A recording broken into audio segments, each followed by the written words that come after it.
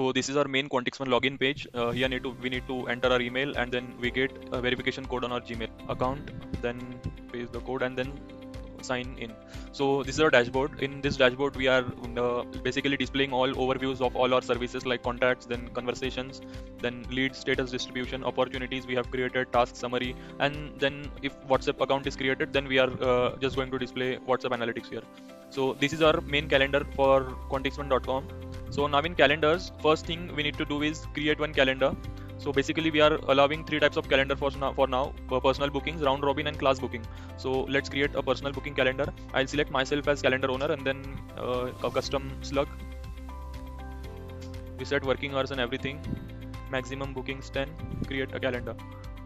Now in edit calendar, we are going to just select Google Meet as conference location and then save it. So now we need to establish a connection, like connect our Google Calendars account with this QuantixOne.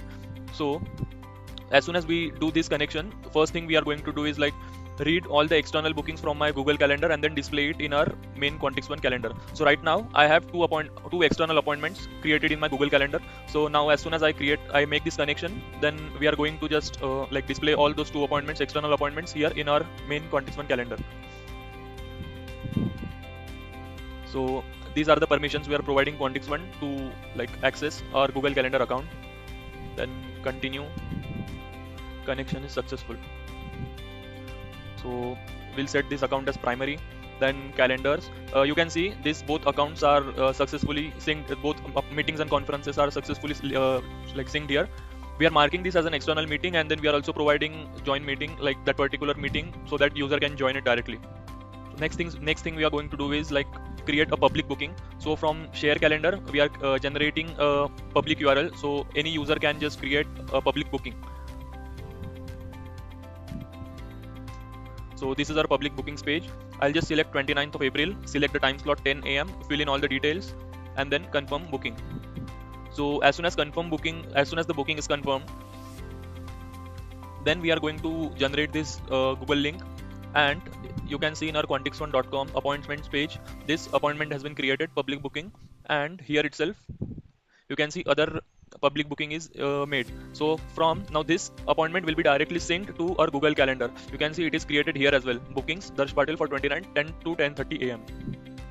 Now let's edit this appointment. So for editing it, we'll just go to here and click edit. So now I'm changing its status to confirmed, and then I'll just change the date.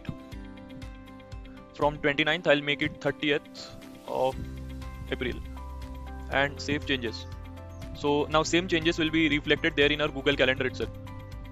You can see the meeting has been moved from 29th to 30th. Now let's delete this particular appointment and see if it gets deleted in our Google Calendar. So now I'll delete it, delete appointment. It's deleted here as well. Okay, now in Google Calendar these appointments get deleted. So these are the basic functionalities in our calendar service, and that's it.